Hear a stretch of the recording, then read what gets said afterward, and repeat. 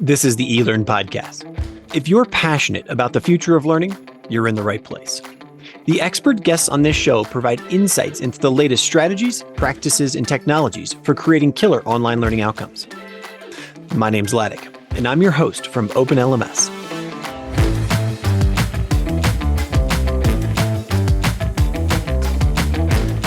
The eLearning podcast is sponsored by the eLearn Success Series, a uniquely valuable set of events that bring together sector experts and thought leaders to offer solutions to the most critical challenges and issues at the intersection of education and technology.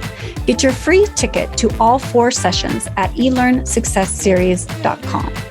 And OpenLMS, a company that provides world-class LMS solutions that empower organizations to meet education and workplace learning needs. Learn more by visiting openlms.net. Hello, everyone. I'm Ladek, and my guest for today is LaTarshia Wooten, a learning experience designer, a 2021 30 Under 30 award recipient, and someone you want to listen to about building a career in e-learning. In this well-designed conversation, LaTarshia and I talk about how she discovered the path to becoming a learning experience designer after beginning as a marketer. And it wasn't through the typical university experience. We also talk about her experience working for a small accounting firm and how this many hats and super niche experience prepared her to continue to evolve professionally. We also talk about why and how feedback is so important to growth in every way, professionally, personally, and for your business or organization. We also talk about her transition to a much larger Fortune 200 company, which we can't name here, unfortunately, and then how she happily jumped into the deep end of the pool and the differences between serving external versus internal clients. We also talk about the challenge she has experienced working for a large company. Things like not knowing what she doesn't know, being asked to stretch by creating content, simply finding her way to the right people to ask questions, and much more. LaTarshia and I also talk about the fact that learning design and instructional design is one of the hottest careers in education, and why it doesn't matter how you get in, it's what you do once you've arrived, like keeping learning, and whether or not you keep up with trends as you're able to move along. LaTarshia also offers advice on breaking into the design space, especially if you're trying to transition from another career path. And then finally, we end our conversation about talking about what the 30 Under 30 experience was like, from the application process to the award to today, and what LaTarshia has learned from it. And remember, we record this podcast live so that we can interact with you, our listeners, in real time. So don't be surprised when you hear LaTarshia and I answer questions and react to comments as they come in. If you'd like to join the fun every week on LinkedIn, Facebook, or YouTube, just come over to elearnmagazine.com and subscribe. Now, on with the show. Shazam, as I like to say. Hello and welcome, everybody. I guess, I'm like 13 seconds early here, but it is 2 p.m. in the eastern part of the United States of America. Here in Mexico City, where I am, it's 1 o'clock in the afternoon. And my guest for today on the eLearn Hot Seat is LaTarshia Wooten. LaTarshia, I'm embarrassed. I can't remember where are you sitting? I feel like I want to say Ohio, but I don't know why. I don't know why either. I'm actually in Richmond, Virginia. Ohio, Virginia. Come on, like one's shaped like a triangle, the other one's not shaped like anything. So. LaTarshia Wooten is my guest for today on the eLearn Hot Seat. She's a learning experience designer. She is someone who was a 30 Under 30 selectee or anointee or awardee. I'm not sure exactly what the word is there in 2021. She's a heck of a lot of fun as well. Before we get started, I want to remind everyone that if you're watching us live on LinkedIn, if you're watching us on YouTube or Facebook, we do invite you to join the conversation with us. So, you can throw something in the chat there. If you have a question, if you have an observation, if you have a comment, you want to tell LaTarshia how awesome she is, because she is, that is welcome as well. And if you're listening to the recording of this on our podcast feed, you can actually come back to LinkedIn or any of these other platforms and join as well. So you could also put a comment in. But without further ado, I want to welcome you, LaTarshia, to the show. How are you today? I'm I'm good. Thank you so much for having me. I'm excited to be here. Awesome. So give us, give us the 30 seconds of who you are, kind of a little bit about your background and whatnot before we dive into this, this story of becoming a learning experience designer. All right, 30 seconds. Okay, let's go. I am a learning experience designer. And just to kind of sum me up, I like to create some fun, engaging courses. I like to create things that is a little bit challenging for most, just because I'm like, why not? Let's push the envelope. How can we get more digestible, engaging learning for our learners so they can have fun too while they're taking trainings? So yeah, that sums me up. Very cool. Hey there. Thanks again for joining me for this episode of the eLearn podcast.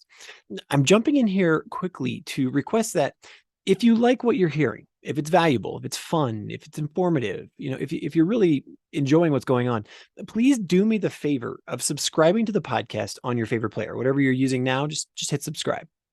And I encourage you to join my future conversations live every week on YouTube, Facebook, or my LinkedIn feed. Thanks in advance. And now back to the show. Well, then let's start there. One of the reasons why I was intrigued by your story, other than the fact that you were in this 30 under 30 piece, I want to save that till later though, because that's kind of another story in itself. How did you get into learning and development? How did you get into learning design? Because I know that you didn't come here through that sort of more traditional path of being an educator. So tell us that story first.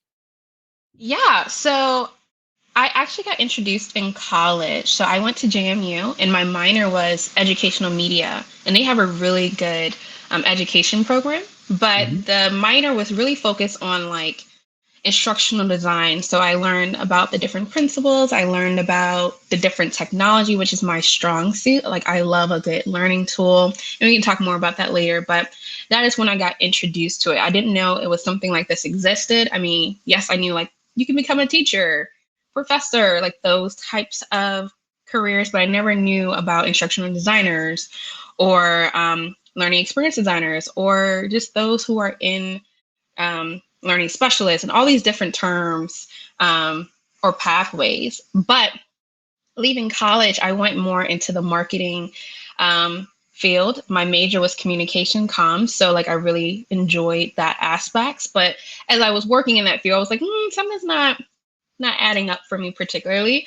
So then I started working for a small accounting training firm. And there is where I learned about the world of design, e-learning. It really opened my eyes to what could be. Like I was creating educational videos to creating 1 hour long e-learning modules and various authoring tools. I was using Storyline and Camtasia. So it was just a lot of fun having this outlet to be creative. And also it's just really cool seeing how people enjoy the work that you do, right? And so can I want to dive in there because there's something that's intriguing about your path that I want to know where it's at in your brain. You started as a marketer in a marketing universe, and then you found online learning, you found e-learning, so how much do those two universes collide for you? Because, and I'm going to lead the witness here in that this is one of the things Chris and I, we talk about it in our office hours. We've talked about it with other people in the podcast about teachers, instructors, professors. Usually they make great learning material, but they're terrible at marketing and they're terrible at selling why this is awesome. Right. So do you find that to be an important conversation in your? Definitely. So I might have like skipped over the part when I transitioned from a marketing product specialist. The role I went into was a digital marketing and learning specialist. So it married the two very nicely. So not only was I creating the courses, I was marketing them as well, or assisting with that aspect. So like for a DMLS at my previous company, you had to do everything from creating, like the accountants would give us these storyboards and we would design them and put them in the authoring tool. And then we would then market them. Right. And so I did contact lists, I did landing pages, I wrote blogs. So I am a firm believer, like you have to market your training, right? Especially for those where the training is not required, right? But it's still good quality training. You have to figure out how are you going to reach your learners? How are you going to market it to them in a fun, engaging way? Because let's be honest, a lot of people who aren't in our fear, they're not jumping up like, yes, I want to go take this hour-long training. So you Sure. have to make it engaging for them. You have to make it fun for them. Like, and you also have to explain what it is and what it's, I'm getting tongue-tied, but What's like in it for them? essentially, yes, essentially. Um, and that's a very important thing. Whether you're trying to get them to change a behavior, or if you're just trying to make them aware of something, a new concept, a new way of doing things. It's just important to find what is going to motivate them to complete this training. Especially like I mentioned, like training that's not necessarily required, that they have to take each year for licenses and things like that. So it's just kind of important that you know what your audience want and market those courses or training materials towards that. Fantastic. So rounding out, so now you've gone from you thought communications and marketing was cool to being a marketer to being a marketing, being a designer, digital learning designer, Digital marketing, yeah. digital marketing learning designer. And you were working for a small company. Yeah. Can you give us an, like, what is it, 100 people, 1,000 people? What's a small It company was to you? 12. 12 people. That's a small company. That's a small Yeah. But that's It was about 12 people. honestly, that's my sweet spot. I like anything below 20. Like I thrive. Yeah, it's fantastic. Nice. But yeah, it was 12 people. There were accountants who created the content, and then you had the DMLS who were, we were the ones that was actually producing like the e-learning pieces, the videos. People on the team, they were doing the webinars and different things like that. I really enjoyed my time at that company because it taught me so much. Because as you can imagine, with 12 people, you have to be a jack of all trades. And I was able to have my hand in all the different cookie jars. And with such a small, close team, collaboration was so, like, I can't stress how beneficial it was. Like, it's 12 people. So you can only imagine, like, you could just get around the table, you can throw ideas around, you can figure out what's working, what's not working. You can also help. One of the things that I really enjoy is teaching others what I know. And so there I got the opportunity to train and teach and like share my knowledge. And beyond that, they gave me the opportunity to start speaking at conferences and stuff. So Nice. it was really a great opportunity for me. And was it were you physically present, or was it a remote company? You said get around the table, so. Yes, it was in person. It was it's a local company within my in my area. So it was in person. All of us literally in the open space, and we had this huge table. And I talk a lot with my hands, so I do apologize. But we had this huge table, and we could collaborate on different things. Super cool. So tell me about was it corporate education focused? Were you doing things for higher ed, K through 12? Like what was the specialty that organization focused on? Yeah, so the specialty for that was accounting training, really targeted for accountants solely. Accountants. Wow, that is Yes. niche. Holy smokes. Yes. So as I mentioned, the accountants that worked there, they would do these storyboards, and then they would transfer that to our team, and we would be the ones to make it really like design it and make it colorful and add the interactions. I'm really big on interactions, but not to the point where it's like overwhelming. But I do think having a course that has a little bit more than just click, click, click, or reading 5 billion pages or something isn't going to really reach any learner, in my opinion. And so adding these small interactive pieces can really make the course pop even more. And so were you designing for courses that this company was then producing and selling to accountants, or were you designing them for accounting firms, or how did that work? It's a little bit of both, really. So essentially, once the course was created, they would then either sell it to like individuals, like they have an LMS and you can take a course there, or you could, or they work directly with companies. So it was, or accounting firms. It was a really cool experience to kind of see, especially like when you read feedback from people who taken a course, like an individual, and they're like, oh, I really like this from your course. And that's like really cool and really motivating, because sometimes in the L&D field, we never really get direct feedback from, like, how can I say this? You get feedback obviously through surveys and things like that, but these people actively went out and purchased something, you know what I mean? And then they leave a feedback, right? When you work at a bigger corporation, or really any corporation, right? You get those feedback like after you complete a course. Can you let us know? Here's a survey, fill it out. That we definitely get. But sometimes when you think about it from the standpoint of this particular company I was working at, we were selling it. So people actively searched for this. They actively came here. And when you read those type of feedback, it's just kind of cool, because like they pay for this, you know what I mean? Where I'm at now, I do most of my work is internal training. So yes, I do get feedback, but it's more so like we kind of had to, voluntold them to do it. It's a little bit different. But I still think, nonetheless, feedback is feedback, but it's really cool for me to see, especially that was my first experience creating something and things like that.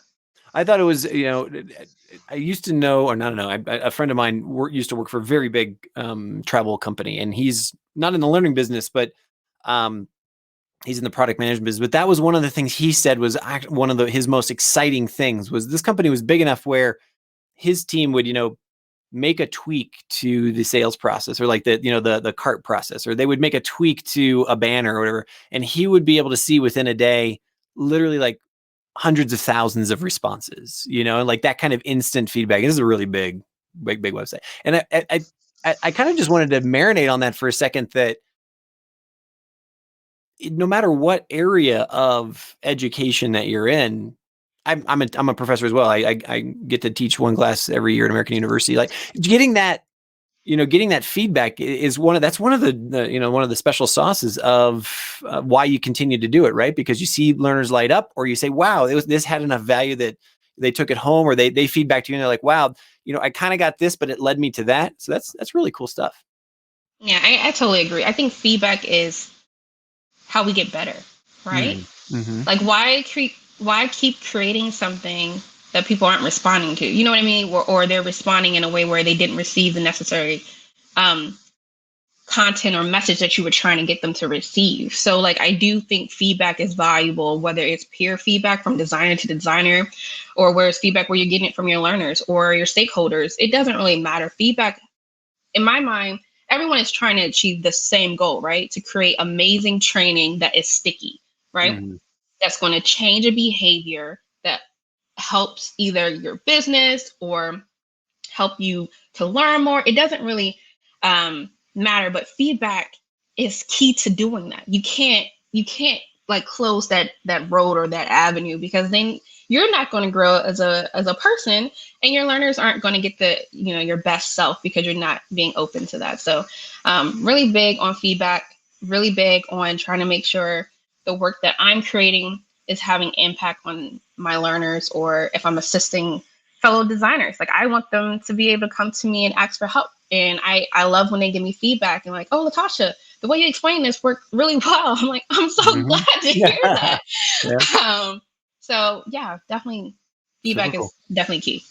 As a reminder, everybody, we are live here with LaTarshia Wooten. Speaking of feedback, if you want to give us some feedback, if you're on Facebook, YouTube, LinkedIn, all of those work, throw a comment in the chat, throw a question in the chat, and we'll be happy to respond to it. In a small company, and I'm doing this purposely because I want to juxtapose it where you're going now. What was the biggest challenge for you? In that 12-person company, you said jack of all trades, everybody could get around the table. It was dynamic. It was agile. Like what were the things that you were kind of like made you tear your hair out or bang your head against the wall, or, you didn't like? Well, you kind of answered it. It's 12 people. And then my team was really small. So of those 12 people, we had 3, I'm not sure, but it was a small number of us. And so as you can imagine, when work picked up, you only have a little bit of people. So that was probably one of the things, right? When you work at a bigger company, you have a lot more resources compared to if you work at such a small company. So we were editing our own audio. We were doing the recordings. We were creating the videos. And while it may seem, even though it was one of the things that was a struggle just because it's 12 people, or let me speak directly about my team, 4, 5 people, 3 people, whatever the number was at the time, it was still like, even though it was like a little bit of a struggle, it was still my favorite part, because guess what? I was able to learn all of these different tools, all of these different ways of creating content that I didn't have before. So while at times it was quite stressful, I'm like, oh my Lord, that's a lot of stuff we have to do. At the same time, it was like, I'm kind of excited because I'm about to like play with all the toys. I'm about to play with everything. So I think it just depends on your perspective on things. Yes, definitely times that were stressful. I'm like, this is an hour long e-learning module I have to create. And you know, that it can sometimes feel intimidating, but it's also the opportunity, the way I saw it, as learning and growing my skill set. So it was cool, but that was probably like one of the bigger things. I'm like, oh, that was a lot. Then which happened first? Did you enter into or and were awarded the 30 under 30 prize first, and then you made the transition to the company right now, or did the transition happen first? Transition happened first. Super cool. Then let's talk about that transition. So now you've transitioned to, let's just say, a much larger organization. I think I think you probably onboard 12 people every second in your organization. We unfortunately, just so everybody knows, we can't talk specifically about the brand itself, but let's just say it's, is it Fortune 100 or is it 500, 200? I don't know. Fortune 500. Okay, let's say 500. But everybody, you know, if you're in the corporate world, you probably have interacted or worked with this organization. You're not working for them as a learning experience designer. What's your initial like, holy smokes, this is the deep end of the pool? Or it's like, oh yeah, of course, I know exactly what I'm doing. Or like, just give us like, what's the initial, you know, I've been here 6 months to a year impression. It's more so like, holy crap, I'm in the deep end. That is where I'm at. No, I say that to say is the team that I'm on now, they are some powerhouses. Okay. Like, I am surrounded by such amazing talent all day, every day. And I'm just like, how in the world did I end up here? Did you guys maybe, you know, sent that offer to the wrong person? My name, it's not very common, but it could happen. But no, it was such a shock. Literally, when that transition happened and I was told like they were offering, I was like, me? It's LaTarshia with the R and an I in it. They were like, no, we mean you. I'm like, okay, you sure? It's a capital T too. That's important. Okay. And they're like, yeah, we're sure. I'm like, okay. And so, the transition happened and I was very like immediately like that, imposter syndrome, that like you feel a little bit overwhelmed because I'm like, I'm little old LaTarshia, right? This is a big corporation. And when I found out and I learned about the people on this team and the talent, I'm like, you did what? Oh, okay. You what? And that's how I was reacting to like some of the people. I was just like, this is mind blowing. But it was also so exciting because I'm like, I am about to learn so much. I thought I was doing something before, but I'm about to be doing something real. Like, I'm really excited. Give us a size. Give us a sense of the scale. Like before, you know, at your smaller company, you know, you'd produce a learning and it would affect, you know, or be seen by what, dozens, hundreds of people. And now, what's the scale difference? Thousands. You know, like some of the work that we're doing affects thousands, and that's really cool, right? And it's kind of interesting because, like I said, the previous company was a lot of external, right? It was external, but this company, the work that I do is internal.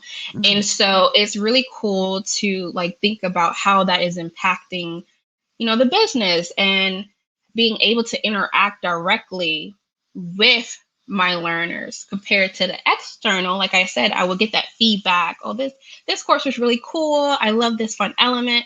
This one, I could really reach out to my learner. I could set up time and be like, hey, can I get your feedback on this? Are we going in the right direction? Are we not?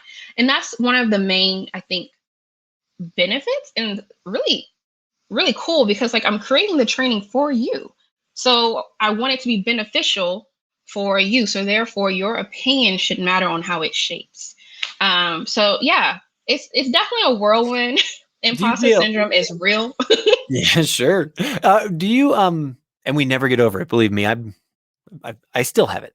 I think we all do. They write books about it. But have you found there's a critical difference? And maybe there's not. It's a real honest question between serving external clients and what you would consider internal clients. Are the processes the same? Are the, just let me leave it there. Like, what are there any critical gaps or differences in that you would see in serving those two different types of clients as an experienced designer? Yes and no. No, because essentially as a designer, our sole goal, regardless of what type of learner it is to help enable them to be better. Mm-hmm.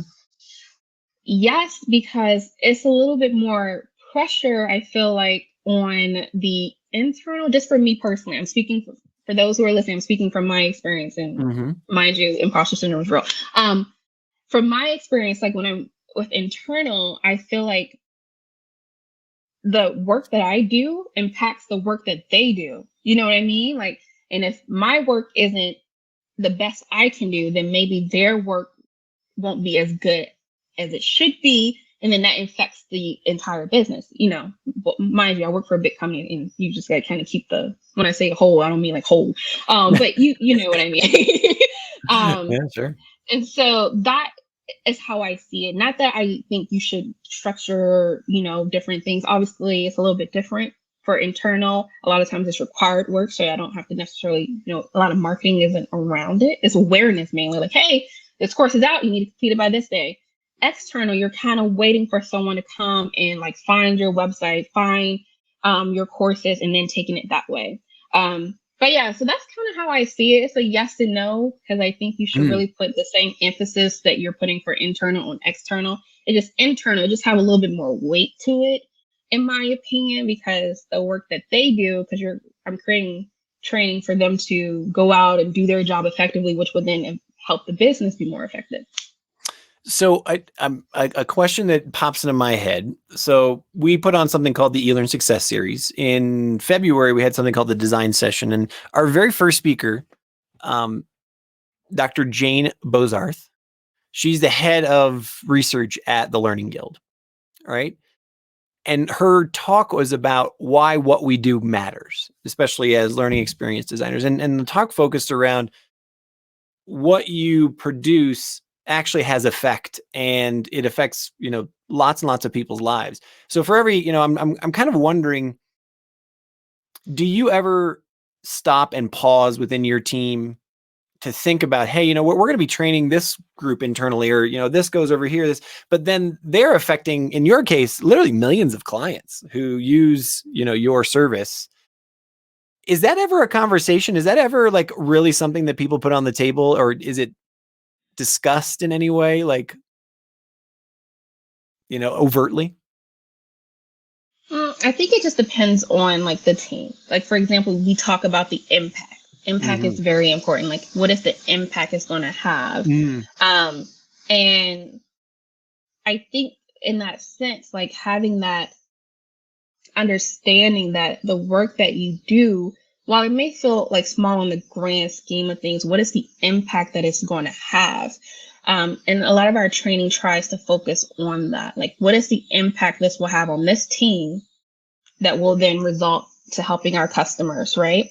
What is the impact this training is going to have? And then that's where that feedback comes back in, right? That's why it's so close for us to stay close to our learners and making sure we're getting their feedback. They're being part of it as we build, because it's important, because they're on the front line. They know what their customers need. They know what's happening. And because of that valuable information, we can better think about the impact that our work is doing. So we do have those conversations like, hey, is this course going to be impactful? Is it not? Oh, how can we make it more impactful? Let's talk to the frontline leaders. Like, that is something we definitely do. Excellent. What's the I like to say, like, like go back to that question about challenges. Now that you've transitioned into this ginormous organization, moving aside the imposter syndrome, like what are some of the challenges that you're experiencing as a new learning experience designer in this environment? And I'll just leave it there. Like, what are the things that pop into your head or that frustrate you? Well, not necessarily frustrate me, but like, for example, knowledge. I Mm. only know what I know. And I am fairly new to this company. I'm fairly new to actually creating the content myself, right? Previous company, I didn't do that because the accountants did it. Here, you know, crazy thing, they were like, "Hey, we need this." I'm like, "What, you want me to write? Okay, you want me to write that? Okay, let's take a moment." And that is one of the things. What don't I know? Right. So I had to spend a lot of time, like I talked to a lot of fellow designers. I did a lot of research and um like online and figure out, okay, what does this mean? And trying to like go through the pieces, also pulling back from my college education, like, all right, LaTarshia is there. We got to like wipe off the cobwebs. Let's get like, think about that. And so that's one of them. The knowledge is like, I don't know what I don't know. How can I gain that additional information so that I can be the best that I can be? Another challenge is it is really big. This, like, it's a huge company, and so when I come in from a 12 to a big, it's a lot of red tape that I Oh, didn't think of. yeah. I, I was just like, wait, I have to put in a process for this and this and then I'm like, whoa. I mean, Mhm. literally, I was in the office with the CEO at my previous company. So it's a different type of feel, like, and navigating the different teams and understanding your stakeholders and working with um, vendors, like all of these different things that I just didn't have previous experience with. That I was just like, okay. And so, like, that I will say is another one of the challenges that I'm experiencing. But since being there for a little bit over a year, I feel like I have grown so much. Like, Mm. I am in awe. Like, when I first started, I was always like so nervous about each thing. But now I'm like, okay, let's go. Let's go through the process. Like, because a lot of times as designers or learning designers, we have processes we need to follow. We need to make sure that our content, our learning objectives, like all of these different pieces really work well together and we're able to test it and really get feedback. Like those, we have processes we follow. And so now that I feel more comfortable in the different processes that this company has, I feel like, okay, while I still have like that voice, like, am I doing this right? I feel more empowered to make decisions, to reach out to the stakeholder, to like do all these different Mm. things that has to get done to get the content that I need. But yeah, it's definitely a change. I will say the processes, not the process, but the red tape is real. I didn't know that. Sure. Yeah. All my Mhm. previous companies I've ever worked for were fairly on the smaller side. So I feel like I skipped the medium. Like I should have went like it was Sure. supposed to be something in between. You know what I mean? Like I skipped over. I'm like, whoa, okay. So for Uh, those of our listeners that are out there, they're instructional design and experience design is literally one of the hottest professions in the education sector, even today, right? And it has been coming up for quite a while now. Give us a sense, like, what's the difference between your pre-planning and your timelines and your just sort of your horizon in both the situations, right? For a small company, it was like, hey, you could get a project, bam, okay, we're going to do it, and it'll be, we know we can do it in 90 days or whatever. And now it's like, hey, wait, we have to actually plan that corporate training a year out, and then we're going to, like, is it that dramatic, or how? Like, give us a sense. no, I don't think. I mean, so depending on the project, I would say that. But sometimes you need to crank just as much. Like it's just the same. You Mm-hmm. gotta. Sometimes it's faster. Um, and that's one thing I guess I should have mentioned, like the speed. Like I thought I was fast at, especially like e-learning and programming. I'm like, oh, I can do this. Like that's my bread and butter. I can Mm-hmm. stay in a tool all day, every day. But coming here, They're like, oh, we need this and this. And I'm like, wait, you're snapping faster than I can type. I can't keep up.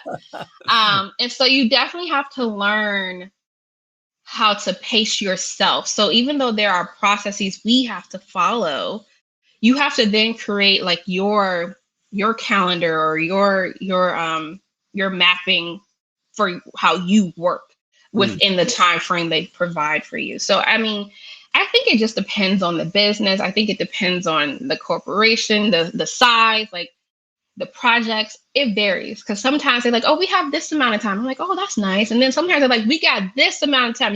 I need this in 3 days. That's a little bit on the exaggerated side, but you get the point. Like it's just like very fast, and you got to keep up with it. But I mean, I think that's just how it is in this particular field. Like I've spoken to designers where they're like, I had 4 months to create this, and others are like, oh, I had 2 days to write this job aid or do this, and I'm like, whoa. It just depends. Sure. I want to give a shout out to both Brian Harris and Andrea Apolinario. I apologize for butchering her name there, for joining us here and putting some feedback into our chat as well. Brian's here talking about that quote that you just had about knowing what you don't know and giving yourself the space to be okay with that. That's fantastic. I encourage everybody else who's listening right now, if you have a comment, if you just have some feedback for us, we'd love to get that. If you have a question, especially about this next piece that I'm going to ask LaTarshia about as well. LaTarshia, what I want to know is, how did you get here? And this kind of goes to that imposter syndrome piece where so many of us who are in the education business now didn't start as educators. Is that a thing? Do we care? Does that give you it could give you a certain edge, right? I mean, that you're kind of coming from the outside looking in. Are there any limps that you found that you have because of that or whatnot? I think if you have like the education to like back, that's important. That's very important.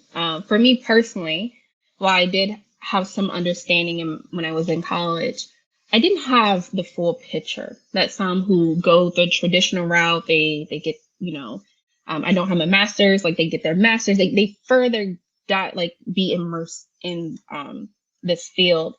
However, I will say, even though I didn't go that route, I still had a great time on the route that I did take because those unique experiences for me shaped me. I'm able to provide a different perspective. For example, I was a comms major. Like I feel that I can communicate, I can be conversational in my language, in my content. And then along the way, I picked up tools, right? I love tools. I can speak about learning tools all day. I even share I know some people share unpopular opinions when it comes to the tool versus the content. And I don't think it necessarily matters how you got in. It matters what you do once you are in. Are you continuously being an avid learner, right? Are you continuously reaching out, looking for mentors, growing your craft? Are you continuously staying up to date on what's new are you going to conferences, or are you listening to podcasts to continue to craft these new skill sets that you have? What are you doing now that you're in this field? How are you contributing to this community to help it grow? Is what I kind of think of it. So while you may not have taken the traditional route, and honestly, I haven't met too many people who have taken the traditional route. But if you didn't, that's okay. It's okay. You're here now, right? You're in this career now. You're working the job that you're working. You're doing the work, but it's not just enough to do that. You have to continue to learn. I'm always looking for new ways to do something. As I said, tools are my fave. So I'm always looking like what's new, what's out there. What's your favorite tool? Come on, just say it. What's your favorite tool? Any authoring tool, really. Articulate. What is it? I like Articulate. I like Camtasia. I will say I like Captivate as well. We don't use it too much at my current company, but I do like some of the features it has. I played around with others, like online authoring tools. I will say though, tools that I don't particularly enjoy is ones with a lot of click paths. Like a lot of times, like I said, it's very fast paced. So when I have to click 1,000 different places, I'm quick to be like, I experienced this tool. It was an experience I learned, but I will not return. But and I Well, then, definitely had a few of those in my life. But I think that's what I say. So if you're transitioning and you're a teacher, or if you're transitioning and you have a marketing experience like I did, or regardless of where you are, maybe you are working for a company and it's very skill based, and you was like, you know, I'm working here and I see this problem and I decided to create a course on something. It doesn't matter how you enter, in my opinion, mind you, my opinion. It's just what it matters what you do once you get here, mhm. right? So, for example, the example I just used, maybe that person created a training. He's never created a training, or she never created a training before, but they did it. That's a great time to get that feedback. That's a great time to do some research. That's a great time to figure out how you can test those who are taking your training. That's a great time to sign up for a class. That's a great time to listen to some learning podcasts. Like, it really does matter what happens once you are in the field. Excellent. I want to also thank Brian Harris once again for that. You know, he heard you loud and clear about that. It matters what you do now that you're in. I agree with you wholeheartedly. You know, I'm admittedly I come from the entrepreneur universe, and you know, it's always, you know, you say yes and then you figure it out, right? But it's once you get the contract, once you get the gig, once you get the job, whatever it is, it's are you going to deliver and actually put up, right? Because if you don't, then you're gonna have to shut up, right? So it's like it's you got to keep doing it, and you know, then keep growing. Fantastic. Before we move on, we actually have a question here from Andrea that I want to get to, but a follow up to that. When you're talking about you're a tool person, you're this and that. How trendy is the learning that you're designing now, especially in this super large corporation that you're in right now? I mean, the talk of the town these days is micro learning, you know, learning the flow of work, these kinds of things. So what, you know, do you find that, you know, you're the type of learning you're designing is following any certain trend right now, or is it, you know, staying a little bit more standard sort of, hey, look, here it is in our wiki or in our LMS and go find it, that kind of thing? What kind of insights can you give there? I think it's a little bit more on the traditional right now, but I think it's moving to more trendy. I think the newer designers that are starting to join the team are starting to test that, right? Like, for example, I am I attend a lot of I've attended conferences in my past, right? I've spoken at conferences, um, and they give me just as much anxiety as speaking anywhere else. But I've spoken at them, I've taken them, and then what do? You take that knowledge back to your team. And so I think, as you know, we continue to do that and the team continues to evolve, the more our learning will evolve. But also, as our learners start to change, our learning will evolve too, because we need to meet them where they are. Um, so that's one of the things I will say. We're traditional in the sense where we do, you know, they go find their courses, or we assign their courses in that manner. But I do think hopefully in the future we can be more into meeting them where they are, you know, in their moment of need, figuring out other methods besides courses. And I think that'd be exciting, because one of the things that I constantly say, I'm like, maybe everything doesn't need to be a course, you know? Yeah. Maybe it needs to just be a guided training, you know, where you guide them through, they see examples, or maybe it's something, you know, they just need to learn this particular skill. Maybe it's just a quick video, or I just want to stress that sometimes, you know, I've seen training from where someone is like, hey, read this 20-page guide and you will learn this. And I'm like, no, I won't. Not today, because that is way too long and it's just reading. I've been places where it's like gamified and I'm competing and I'm like, oh, this is cool. I don't know. Like, I'm just in it. And I think we have to find a balance between that. So I definitely say we, you know, at this current company, we're a little bit more like e-learning. We use Articulate, we do videos and things like that. But hopefully, eventually, I won't say hopefully, because I can already start seeing the change. But eventually, we'll be more into STEMs and like all of that fun stuff that I think a lot of people, like our learners, are itching to get. And then one final follow up before I get to Andrea's question is, one of the things, again, that we've really discovered, and it's definitive now over the last 2 years, how much content are you producing original now, and how much are you borrowing from or repurposing or reusing, right? So I'm just, one of the things, like learning in the flow of work or learning those immediate things, like you said, let me Google that for you. There, with all of the resources that we have out there, with open education resources, with YouTube, with other creators out there, are you able to do that, or does everything have to be like it has to be original, created within your team because it's in the corporate umbrella? More so that, just because we are a company where we have to train our learners on particular things, right? Products and So stuff it's like like click, that. click, click, and here's a new product. Here's the benefits of it, that kind of stuff. Yes and no. It's more so like, for example, something new is happening or coming, right? We need to let our learners know about that. Mine is internal training, right? So because it's internal, it's really customized in that nature. And I don't mean customized like, oh, we're doing customization, all that. I mean, like, it's tailored to that topic, that product. It's tailored to something in particular. If I feel like if it was an external, right, you're selling it to the masses outside of your, then I feel like those outside resources can definitely be beneficial. You know what I mean? You can go to YouTube, you can add resources from other companies and like kind of create like your own like learning path or curriculum, whatever you want to call it. But when you're focusing on like internal and you're focusing on solely on your products, I feel like you have to be a little bit more tailored. Like I can't Sure. exactly go out and find training on a product that this company created. Sure, especially when it's something new, right? Like somebody else saying it, they're not gonna let it. Sure. So I feel like this is going to be a great transition into like kind of the last part of our conversation here about the 30 under 30 experience. But Andrea has the question about, do you have any advice for a university instructor who would like to join a tech company, specifically one of the bigger ones, which we cannot mention?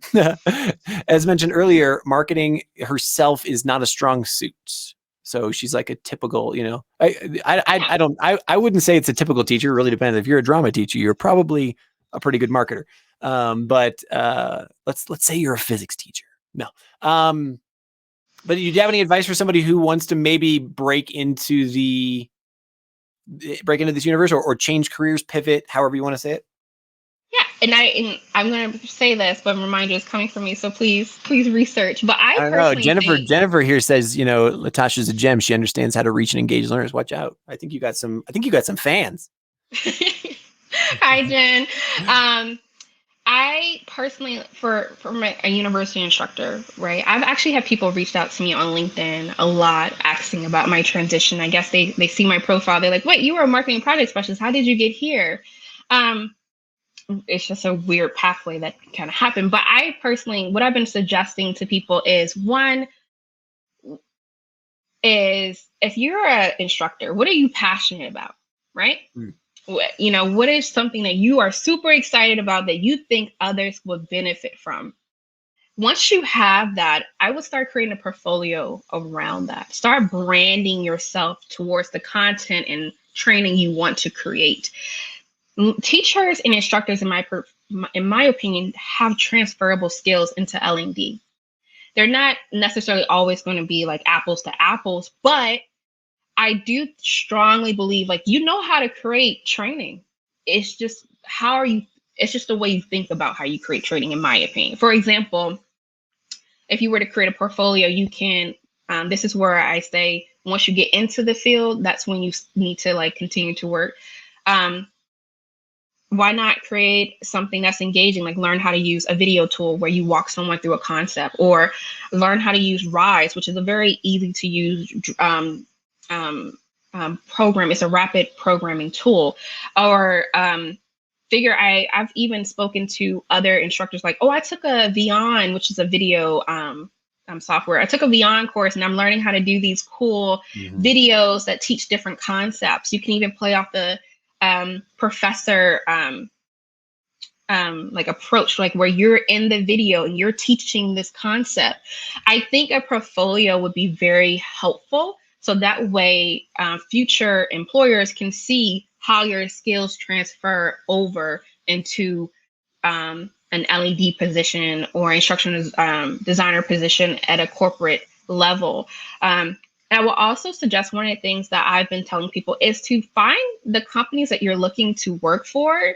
Try to find like recruiters or speak to, if you know someone within a particular, like another designer that's at that company, speak to them, get their insight, really start to really build up your network. And one thing that people always tell me that is super important is branding. I am horrible at branding. When people told me that, I was like, my name's LaTarshia Wooten. That is my brand. I am LaTarshia. Oh, no, you got a capital T there. Come on. I do have a capital T, but it's important when you're making that transition. I think mine was a little bit different because I went from a marketing project specialist to a digital marketing and learning specialist. I just basically was able to move my marketing skills over, but then grow on the learning side because it paired well. So I do think that it can happen. I know plenty of people where I currently work that were teachers that are now LED. So it definitely can happen. So to kind of sum up my long rant is a portfolio, figure out what, the content you want to do. Branding, how do you want yourself to be seen towards the future employers? And 3, networking, really trying to get into these learning spaces, listening to podcasts, but more than that, be active in these learning spaces. Share your input, because one of the things I love about this community is everyone is willing to share. Absolutely. 100%. Well, and so then finally, my, the final part of our conversation here that I want to talk about is, and I for anybody listening right now, and I think Jennifer hit it on the head, you are it's obvious why you were selected for the 30 under 30, the Learning 30 under 30 experience last year. Tell us about what that was like. Like, was this something where you kind of raised your hand and do you have to be nominated by somebody? What was the process like for selection, and then what comes from it? So in all transparency and honesty, I wasn't going to actively apply because I was like, have you seen the Learning 30 under 30 list? Have anyone? Have you seen some of the people on that list? Because I've seen some of the people on that list and I was intimidated right off the bat. I was like, I can't.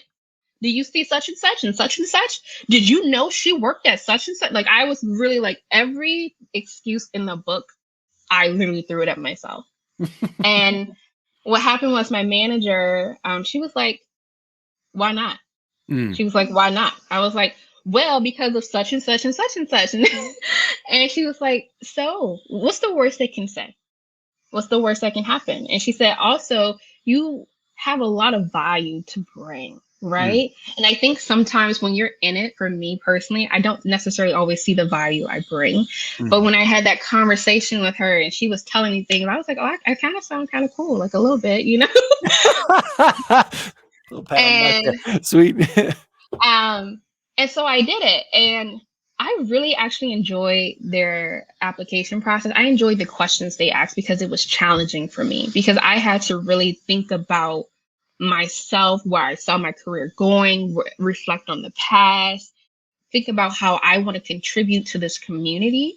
For example, I'm actually an introvert. I label myself as an introvert. I get so anxious talking in presentations, podcasts, anything that requires me to speak in a public setting. I get so nervous. However, the first time I ever spoke at a conference, which was DevLearn, I immediately just enjoy the rush and the feeling. Like, yes, getting to that point took a lot. But once I was there and then people gave me feedback, they were commenting on LinkedIn, I was like, this is so cool. They're using what I created. As people who've taken attended any of my presentations, I always try to create something that they can take with them, they can work with, they can have examples. And like seeing people like write me like, hey, I used your custom multiple choice in one of my what you did? Wow, Are cool. you kidding me? So those moments really, I reflected on them. And so that's why I continually do this, right? I continue to speak and put proposals in for conferences because I love teaching. It's one of my core values. Even though I've never been a teacher, it's something I strongly do. Like, I love to do. I love training. When one of my coworkers like, hey, I don't know how to use this tool, or can you show me something in Storyline, or have you ever done this? I love doing that. And so going through the application for learning 30 under 30 was a really cool experience. I was nervous, but it was cool because it gave me the space and the time to think about where I see myself. And then I got the email. So they email you, right? And your company backs you. I know some companies, some LED teams, from what I've heard, certain people get nominated through their company and they want you to apply. This didn't happen at my particular company, but I got the email and I ran it to my husband. Literally, I ran my whole computer. I was like, I need you to read this because I don't know if I'm reading what I'm supposed to be reading. And then I just kept like going back, like, let me read it one more time. Yeah, it does say congratulations in the subject line. Okay. I literally did that. And then because of COVID, we weren't able to actually go to the live conference, which was such a bummer. COVID. I know. I really wanted to meet everyone, but they created a channel for us in Slack. We could collaborate that way. We got to meet some really cool people in the industry. David Kelly spoke to us. I was like, oh my God, David. We got to attend the conference. I was able to really take nuggets. I will say the only thing about attending a virtual conference is it's virtual. So one of the things that I struggle with throughout during the conference is work in conference. Because if I was there, I can I'm out, I'm gone. Right. But I will say it was one of a really cool experience. Getting to interact with other designers around my age that's learning their different pathways to this field, seeing what some of them are doing, because they are doing some crazy stuff. I'm like, oh my gosh, you created that? Yeah. I've had coffee talks with some of them. Some of them are telling me about the cool Sims or the animation. I'm like, you can do that? You did that. Okay, LaTarshia, I need to go Google. I gotta research. How do I do this? I need to go to YouTube. I need to learn this skill. And I would say that's probably one of the best things I enjoyed. I love the networking. I love the opportunity that speakers came and spoke to us. I love the pieces of nuggets, having someone who's been in the field for 50 years say, you never stop learning. Don't ever stop learning. Sure. And you're like, I'm never going to stop.